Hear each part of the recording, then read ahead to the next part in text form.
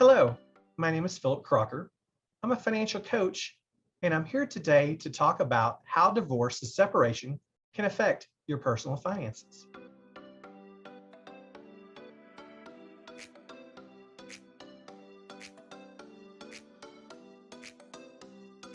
What is division of debt? What is it, and how do we know what's fair in the practice?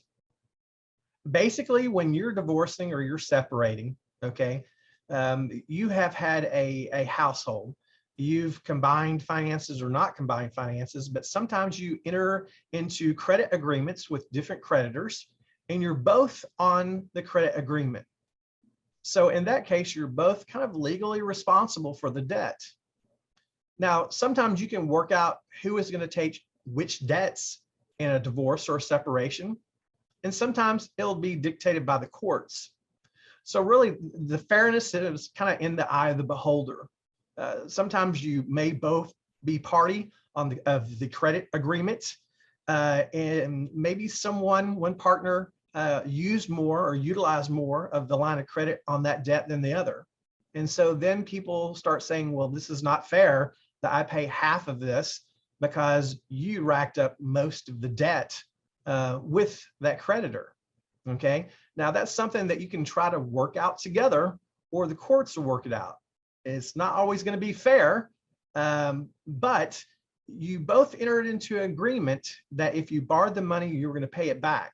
So when you divide up the debts, you can either come to an agreement with each other, or the courts will dictate, depending on how the divorce proceedings happen, and what each party will be responsible for.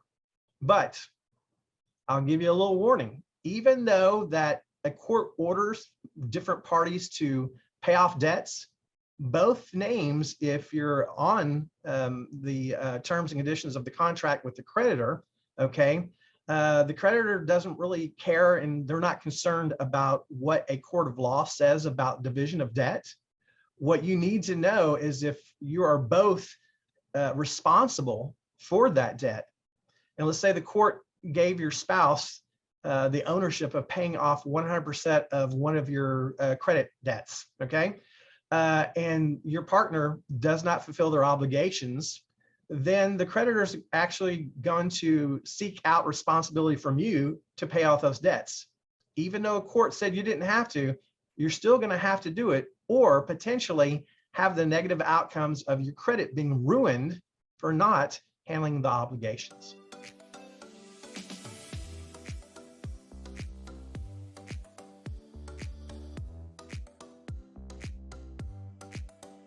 Part of the process of going through a divorce or separation is that, two parties have built up debt, but they've also acquired assets during the process of the relationship.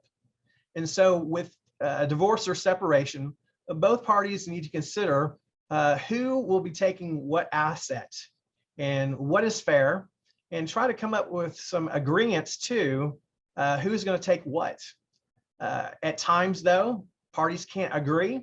And so obviously that will be part of the divorce proceedings, okay? And the courts will help with lawyers and the parties involved to try to come up with something equitable for both parties. But the thing is, with assets, once it becomes kind of community property and you kind of build your assets together, there's a lot of legal things that happen, and we're not going to give out any legal advice. You'll have to obtain that from counsel. But just know the things that you acquire together, okay, when you start looking at debts, you have one plan, but you need to have a plan for divisions of assets, meaning the things that you have equity in, okay, the things that you own, how are you going to divide those up? Now, hopefully you can come to, again, agreements between each other and how you're going to divide everything. If not, there'll be a part of a court proceeding and legal challenges and negotiations. But you need to consider all your assets. If you're a homeowner, you need to consider what is your home worth. And if it's split 50-50, will one party be living in the house? Will you sell the house outright?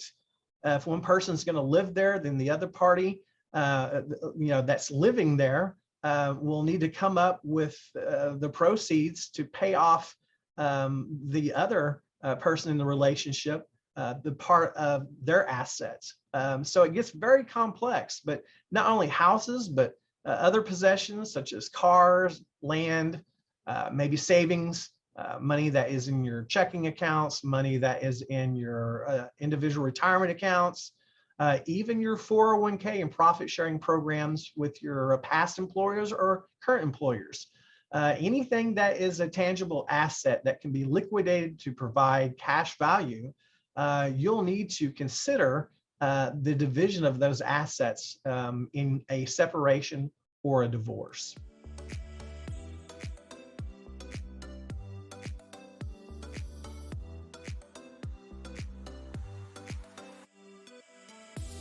So one of the first things that you need to consider and think about when you've gone through a separation or going through a divorce, or you've gone through a divorce, is you need to think about, how do I look at my current cash flow and continue living life? You know, before you maybe had a household where things were shared, expenses were shared, and now you're a household of one. You have your single income that you're bringing in. But a lot of times it helped to share expenses, so to speak, with your spouse or your partner in the relationship. And so now you're down to one income, but a lot of those expenses are still going to arrive. So one of the most important things you do pretty quickly in a separation process or at the beginning of a divorce proceeding is you should consider your own personal cash flow. What does it look like? How much money do you have coming in? And what are your ongoing personal responsibilities in making sure that you can take care of those responsibilities? Again, housing, transportation, typical bills, those all add up. But now you're having a smaller cash flow.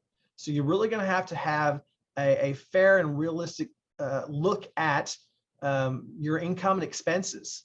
You'll need to put together a budget, a financial plan, a spending plan.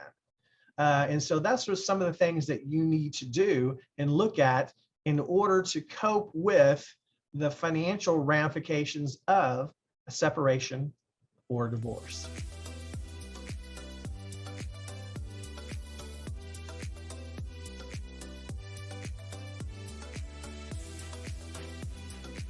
So you've gone through a divorce. It's taken its toll on your personal finances. There's many things that have changed and happened in your life. The relationship has ended. You've got the emotional aspects, but you've also got the financial aspects.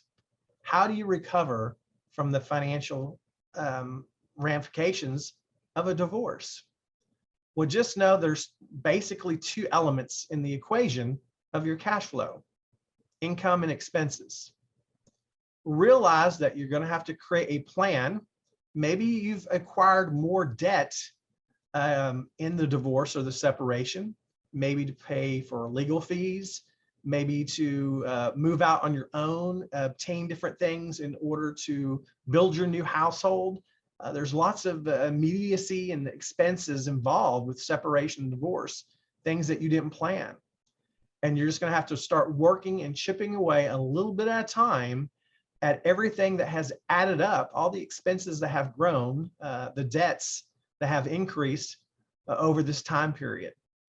You know, there's a reason why emergency savings accounts are very important. It's to help you during times when things are lean, when there's challenges, unexpected expenses. And while this separation and divorce probably took a while to finish out and play out in the end, when it's over with, you will have a firm foundation of where you're at. You'll be able to see where you're at financially. You'll be able to look at your income and expenses, and you need to create a financial plan for yourself. You need to figure out, how do I get out of debt? How do I maybe repair credit if that's what's needed? And how do I look at my current circumstance and realize that I'm not going to be here forever? but you do have to take action. Time is always of an essence because it's a precious commodity that we never quite get back. So the guidance is look at what you're doing with your personal cash flow and start making a financial plan in order to recover from your divorce or separation. Going through a separation or a divorce is never an easy thing. And we know that everyone's situation is different. If you'd like more personalized guidance, gather resources and information, and to help you get started by creating a financial plan, see the video description link below to find out more information about our budget buddies.